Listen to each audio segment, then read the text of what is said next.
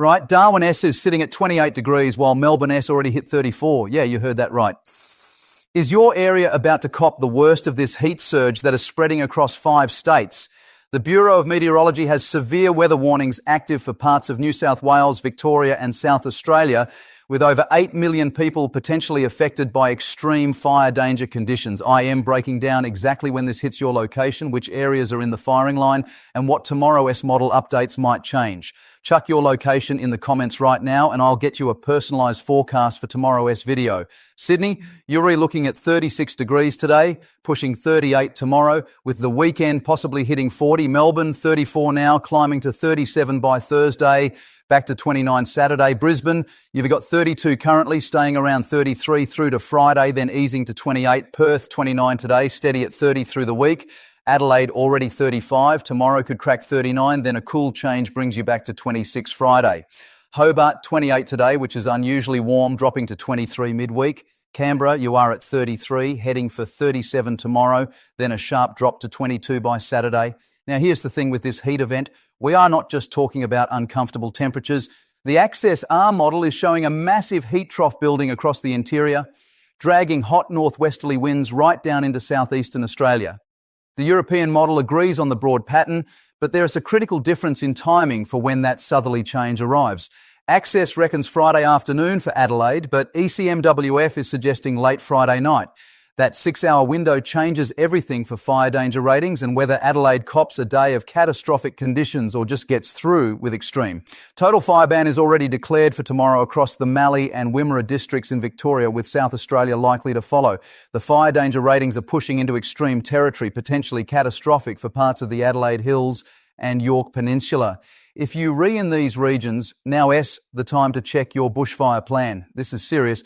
Let me get into the regional breakdown, and I'll come back to that model disagreement in about 4 minutes because it matters for everyone in southeastern Australia. For you lot in Newcastle, currently 32 degrees, tomorrow 35, feeling closer to 38 with the humidity.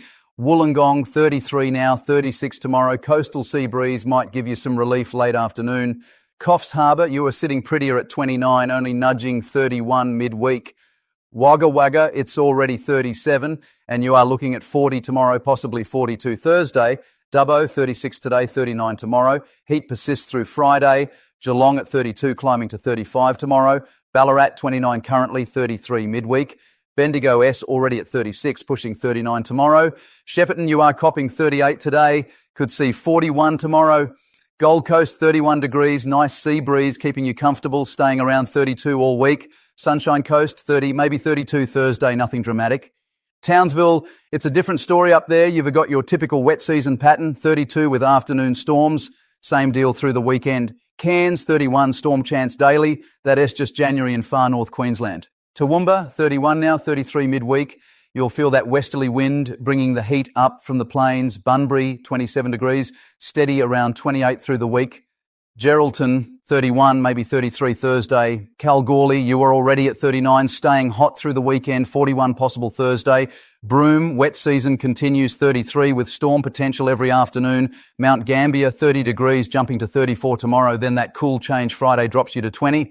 Whyalla, 36 currently, 39 tomorrow. Friday's change is crucial for you. Port Augusta, 38 today, could crack 40 tomorrow. Launceston, 26 degrees, warmest day tomorrow at 28, then cooling to 21. Devonport, 25, 27 midweek, back to 20 by Friday. Alice Springs, you are doing what Alice does best, 41 degrees, staying around 40 through the weekend. Catherine, 34 with daily storm chances, typical build-up pattern. There's one thing about this forecast that got me concerned, and I'll explain it at the 9-minute mark. But first, I need to show you what's happening with the pressure systems, because this explains why some areas are copping extreme heat while others stay relatively comfortable. The synoptic setup shows a deep, low pressure system sitting in the Tasman Sea, basically parked off the New South Wales coast. That's dragging moisture onshore for coastal areas, which is why you feeling humid, but also why sea breezes will provide some afternoon relief. Meanwhile, a broad high-pressure ridge extends from Western Australia right across to Queensland, but here's where it gets interesting. That ridge is weakening, and as it does, it's allowing a heat trough to deepen through central and eastern Australia. The jet stream S positioned way down south, which means there is nothing to push this hot air mass away quickly. When we finally get that southerly change, it'll be sharp and sudden, but the timing is still uncertain. Now, about those models, Access G is showing the change hitting Adelaide around 2 p.m. Friday, tracking northeast to reach Melbourne by 8 p.m. Sydney early Saturday morning. The GFS model is pretty similar, but ECMWF has the front stalling south of the border, delaying Adelaide S change until Friday night, Melbourne not getting relief until Saturday afternoon.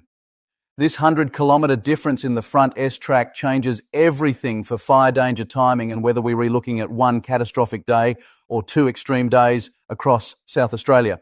Tomorrow morning S model runs should sort this out. We'll have a better idea of the front S strength and speed.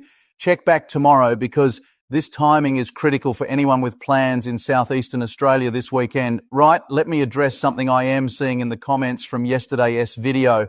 Yeah, look, I know there has been frustration about rainfall forecasts not panning out for southeast Queensland. The models have been consistently overestimating precipitation for Brisbane and the Gold Coast over the past fortnight. Part of this is the monsoon trough sitting further north than usual. Part of it is local conditions just not favouring storm development. It's been a dry patch, no doubt about it, but here is what is coming. Around the 8th to 10th of February, both Access and the European model are showing a potential tropical low forming in the Coral Sea. It's way too early to talk tracks or intensity, but if this system develops and tracks southwest, it could finally bring that decent rain event southeast Queensland has been waiting for. Could go either way at this stage. We'll track it daily. For those of you in the Northern Territory, Darwin, you are at 33 degrees with storm chances every afternoon through next week. That is the big wet doing its thing. Humidity S sitting around 85%. Feels like temperature pushing close to 40. You know the drill? Afternoon storms, heavy at times, easing overnight. Repeat. The monsoonal trough is active across the top end, so this pattern continues. Christmas Island, you are sitting at 30 degrees with regular showers. Cocos Islands, 29, similar story. Norfolk Island, 24 degrees, quite pleasant actually, slight chance of rain Thursday. Now here is that concerning detail I mentioned earlier. The combination of extreme heat and very low humidity across inland New South Wales and Victoria creates perfect conditions for rapid fire spread. We re-talking humidity dropping below 15% in some areas tomorrow, with northwesterly winds gusting to 80 kilometres per hour. Small fires can become major incidents very quickly in these conditions. If you're in the Riverina, Northern Victoria or the Mallee regions, this is not the day to be doing anything that could spark a fire. No mowing, no grinding, no outdoor cooking. The fire danger is as serious as it gets outside of catastrophic days. Hang on, let me clarify something about that cool change timing because I want to be specific. When I say Friday afternoon for Adelaide, I'm talking about the wind change arriving, but temperatures want to drop immediately. You might get the southerly wind around 3 p.m, but still be sitting at 36 degrees until early evening. Melbourne, if the change arrives Friday night, as Access suggests, you are looking at a drop from 37 to about 28 within an hour or two. It's quite dramatic when these changes come through. Actually, I should be more specific about wind speeds with that change too. Current modelling suggests the southerly will be gusting to 70 kilometres per hour along the South Australian coast, 60 through the Adelaide Hills, 50 to 60 through Melbourne. That's strong enough to blow over wheelie bins, break small branches, make driving difficult for high-sided vehicles. For regional Victoria, Mildura, you're looking at 39 today, 41 tomorrow. That Friday change reaches you around 8 p.m. Wodonga, 37 now, 39 tomorrow. Change arrives late Friday. Warrnambool, cooler at 28 because you are coastal, jumping to 32 tomorrow. First to get that southerly around midday Friday. Orange in New South Wales, you are at 29 degrees, relatively mild compared to surrounding areas because of your elevation, but still climbing to 32 midweek. Tamworth, 35 today, 37 tomorrow. Armidale, 28, 30 tomorrow, your elevation helps. Lismore, 32 with building humidity, 33 Thursday. Rockhampton, 33 degrees, afternoon storms possible. Humidity is the killer at 78%. Mackay, 31, similar pattern, coastal storms in the afternoon. Gladstone, 32, bit of cloud building, but rainfall amounts looking light. Broken Hill, you're already at 39 degrees. Tomorrow, 42, staying hot until that change arrives Saturday. This is tough country in this heat. Port Macquarie, 30 degrees, lovely sea breeze, 32 midweek. You are in a good spot. Bathurst, 31, 34 tomorrow, cooling Saturday. Goulburn, 29, 32 midweek, sharp drop Friday evening. Now, if you haven't already, chuck your suburb or town in the comments. Tomorrow, I'll be going through specific local forecasts based on what you are asking about. I am seeing questions about storm chances for the Hunter Valley. rainfall timing for the granite belt, and whether this heat breaks in time for school cricket on Saturday. I'll cover all of that tomorrow. Let me check that again on the weekend outlook, because this is where things get interesting.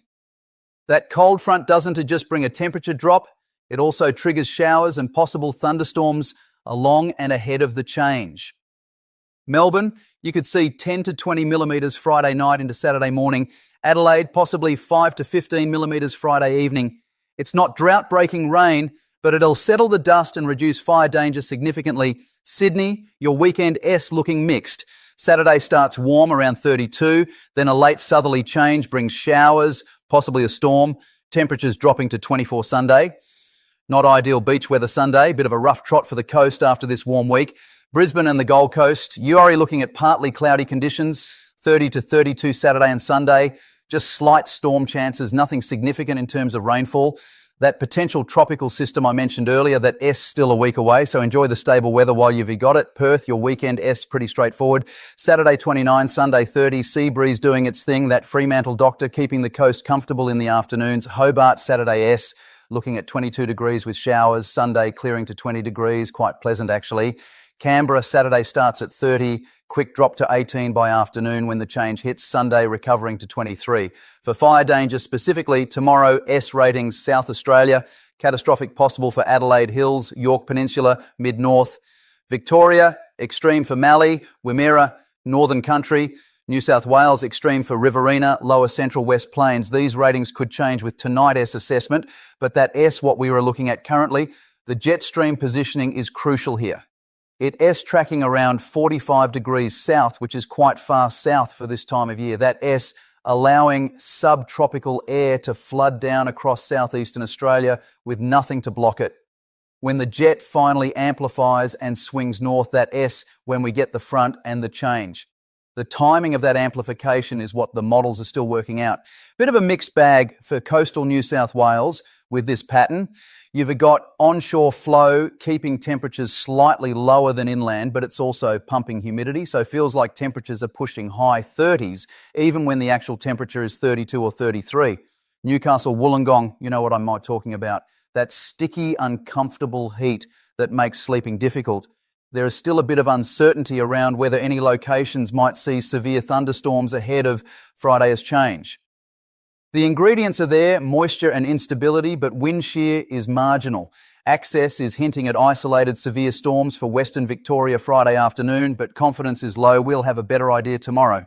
According to the latest runs, the upper level trough that S driving this whole pattern deepens Thursday, which actually intensifies the heat for inland areas before the surface cold front arrives. That S why places like Wagga Wagga and Mildura see their hottest day Thursday rather than Wednesday. Currently, the pressure gradient across southeastern Australia is quite weak, which is why winds have been light. But as that front approaches, the gradient tightens significantly. That S where those 70 kilometre per hour gusts come from, right, quick recap, extreme heat continues through Thursday for southeastern Australia with total fire ban conditions and high fire danger. Cool change arrives Friday for South Australia and Victoria. Timing still uncertain by about 6 hours between models. Weekend sees relief for most southern areas, but Brisbane and the north stay warm. Potential tropical development next week in the Coral Sea. Way too early for details. This forecast has some uncertainty, particularly around that Friday change timing and whether we see any severe storms. Check back tomorrow because the morning model runs will firm up those details. I am especially watching for any updates on fire danger ratings and that front S speed. If there is one thing to remember from this forecast, it is this. If you are in a fire-prone area tomorrow or Thursday, treat it as a day to stay alert. Have your bushfire plan ready, know your trigger points, and don't to take risks. Chuck your location in the comments. Let me know what you're seeing where you are and what you want covered in tomorrow S update. I am reading every comment and building tomorrow S forecast around what you are asking for. Thanks for watching. I genuinely appreciate you taking the time to stay informed about what is happening with our weather. Next video is up tomorrow afternoon around 4:30 Eastern Time. I'll have those updated model runs, clearer timing on the weekend change, and I'll be tracking that potential Coral Sea system. Stay safe in this heat. Look after your mates and neighbours, especially the elderly and vulnerable. This is serious weather, but if we re-prepared and informed, we'll get through it fine.